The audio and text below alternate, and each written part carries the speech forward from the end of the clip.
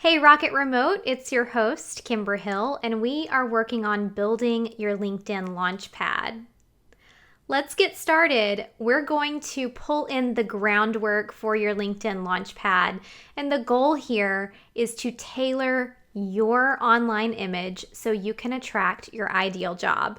And it's more than just tailoring your image. We're trying to attract opportunities that serve and align with you and help you attract things that fulfill your purpose. So, before we get started, our course students, I want you to look at the editable LinkedIn Launchpad worksheet. This is in your course library. I'm pulling it up on screen right now so you'll see what we're talking about. Another huge perk for our course subscribers is that you have a small library of other students' answers from their worksheets. And you'll see here we're going through your core values, what you're good at, your ideal job title. We're even working down into your digital elevator pitch over the next few videos. So it's very helpful to have other students' answers that you can reflect on for inspiration. I'm doing this too. I'm going through this exercise with you, and I'm including a dear friend and colleague, Michelle Corbett. Michelle, would you like to introduce yourself? Yeah, thanks, Kimber. Hey, Rocket Remote. Happy to be here with you guys. So I've been working with Kimber as a creative project coordinator at VertForce for about 10 months now. That was when my life really changed, and I married a man in the Air Force. And so before that, I was working in newspapers in Arkansas and Tennessee since about 2013. But then I really had to look for and embrace remote work, and that's how I found Kimber and VertForce. And so now I'm trying to figure out how to kind of plug my journalism skills into careers that I can work virtually and remotely. So happy to be here with Kimber today. I'm really happy you're doing this with us because I'm coming at this from a business owner's perspective. And I love that you're coming at it from someone who's launching a remote career and really starting to excel in that space, because we can tune your LinkedIn according to how our students are here to tune their LinkedIn as well. Let's dive in. So on the editable LinkedIn worksheet or on your scrap piece of paper, we're starting in the red section called My Core Values. I'm going to prompt you to free write here. If at any point you need to pause the video to get your free writing out, do that. And before we get started, no, there are no right or wrong answers. I'm going to give you my answers. Michelle's going to give you hers, but you do not have to align with us. This is about you. So let's get started with our first prompt in the My Core Values section. And what I want to prompt you with is think about laying in your bed at night. At the end of the day, envision you have just had the most perfect day. What did you excel at the most? What was most important to you during this 24-hour time frame? Was it family? Was it God? Was it money? Was it creativity? What are some things that fulfill you to the utmost? So write down everything. It could be that you had an amazing workout and you got your house clean. It could be that you finished a book. It could be that you made an enormous amount of money that day. What fulfilled you?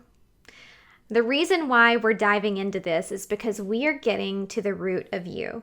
We're helping you get to know yourself better.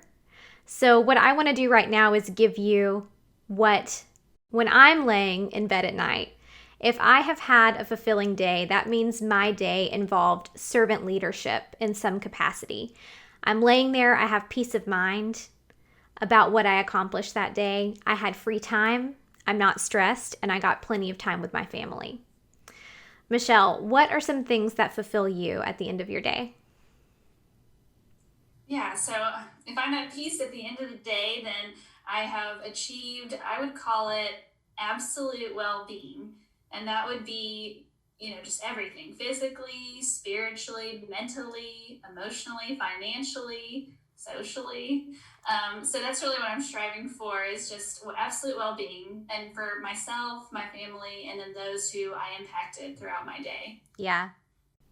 All right, so if you need to now, take a moment to pause and free write in this prompt.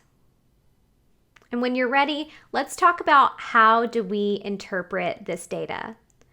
Where does it contribute to our online personality? Okay, what we're doing is we are lining up our core values to help you understand the kind of company you want to work for, the type of work you want to execute. So, for example, if my core values and my primary core value, which it is servant leadership, that means I need to be doing something that provides a service to other people. Another major core value for me is autonomy, which means being able to work independently and pursue my own vision.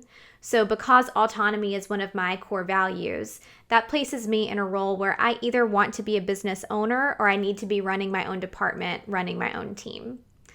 Michelle, so what do you think when you're coming up with absolute well-being? How do you interpret that core value to apply to your career? Yeah, so I think as it applies to my career, I'd say that I'm looking for a career that enables me to contribute to my family, financially.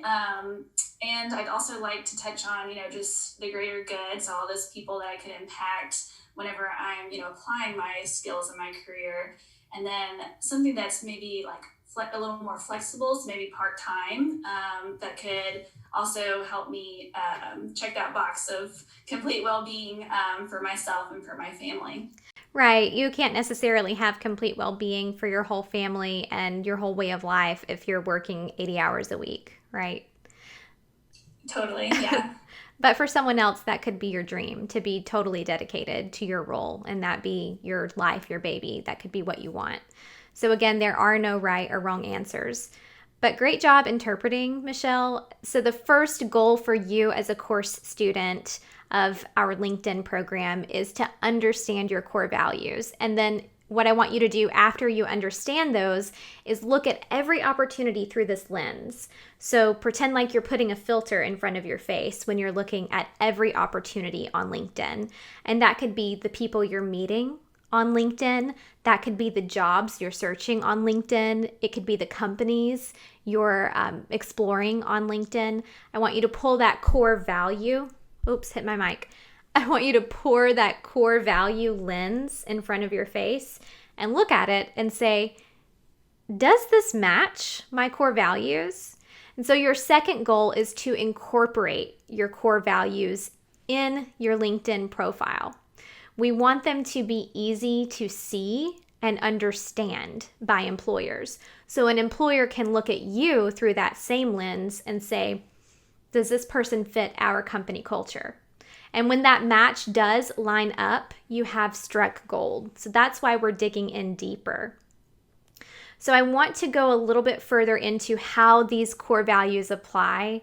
Michelle, can we talk about your core values of overall well-being and how that shows up in your life with your existing employer relationships? Yeah. So right now I'm kind of calling myself a freelancer, like a freelance writer or journalist. And so through that lens, I've been able to take on some work for St. Jude Children's Research Hospital. And so it's a contract kind of job. So the projects, sometimes are lean, sometimes are heavier. So that kind of enables me to keep that well-being for taking on projects as I can. And then I love being able to contribute, to a world-changing organization that's working to defeat childhood cancer. So that's also very fulfilling for me. And then, of course, my role with VertForce, it's also, remote, virtual, it's part-time so that I can contribute to this amazing organization. And I usually do that by telling a lot of our members' stories through our #hired series. Yeah, Michelle does produce our #hired series. And I like, Michelle, that you're able to have your hand in a couple of different pots, and that's fulfilling for you, right? You don't necessarily have to be working with one organization full time, but rather you understand about yourself to have absolute well-being. You appreciate flexibility and kind of project-based work that's rolling your way steadily. Is that right? Completely, totally. Yeah, I love having that variety and just being able to contribute to many different organizations. That's definitely a goal. Yeah, so variety is something that could also be a part of your core values. One thing I would suggest to our course students, learning off of Michelle's experience here, is look at her previous alignment and her good experiences. She's had a great experience with St. Jude's. She's had a great experience working with VertForce. These are things that bring her into alignment with her mission and her purpose in her career. So, course students, if you're having trouble narrowing down your core values, here's an easy way to do it. Think about previous misalignment. Think about places where you've worked where you weren't happy, you weren't fulfilled, you felt like maybe the environment was toxic for you, not uplifting you and not serving you. These are bad experiences that you can equate to the opposite of your core values. So if you can say, geez, I just really hated working 80 hours a week, then I know that that's not a part of where I want to be going for my future. So Michelle, I think what would be really cool right now is if we talk about planning for the future. So you are currently freelancing with St. Jude's and you're also contracted with VertForce. What are some companies that you think you might want to work for in the future versus companies you might want to steer clear from? Yeah, definitely. So I'd say I'd like to continue freelancing and kind of taking on contract work with some, I guess, some goals would be some national news organizations that are just putting out really important, I guess, stories about our country and the people who are contributing, to the world we live in. So some that come to mind are NPR or maybe the Washington Post, some of those Yeah, national, news organizations that I really admire. I'm hearing the word national a lot. All right. Yeah. So, for our course students who are following along, I want you to do the same thing in your core values section. I want you to write down companies that you might want to work for and really let yourself dream here. I like that with Michelle being able to talk through where she wants to work. We're hearing a keyword come up for her. We're hearing national populate. Um, and we also got targeted into some great organizations that she could very well set goals to work for, like NPR, the New York Times, and the Washington Post. Okay, now pause to write that. When you're ready, come back. Now we want to talk about where we might not want to work. It is just as important for us to have that clear boundary. Once you have a clear boundary of jobs you don't want to take on, career opportunities you don't want to pursue, you're less likely to get persuaded or duped into following one of those career paths. So, Michelle, where might you not want to work? Well, if we're going to stick kind of with the news theme, I would say it might be obvious, but some that come to mind are those publications like the National Enquirer that are really just all about the bottom line and often telling kind of hurtful stories just for profit or publicity. I would never want to work for an organization like that. I really want what my skills are going to be something that's a kind of a game changer and something that's positive. I like that. Yeah, and you also enjoy telling stories about people, right? So maybe Yeah. content-based organizations you might not want to write about finance, for example. Yeah. Yeah. People stories are definitely where it's at for me. Yeah.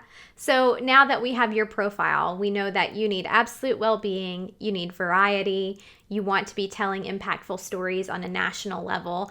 We're really starting to get to identify who Michelle is and what kind of authentic online personality we need to be bringing forth to your LinkedIn profile. Totally. Yeah.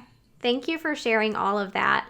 And for our course students, that's where we're trying to get you right now as well. So if you will write all of this down in your core values section, you're going to start to have a much clearer picture of who you are, what opportunities you need to be attracting, and what opportunities we need to be deflecting. All right, we're wrapping up this lesson.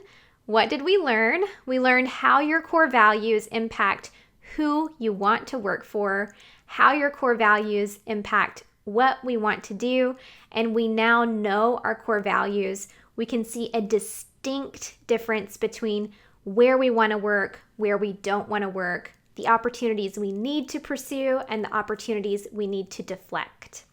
So let's move on to our next lesson, the Digital Elevator Pitch Foundation.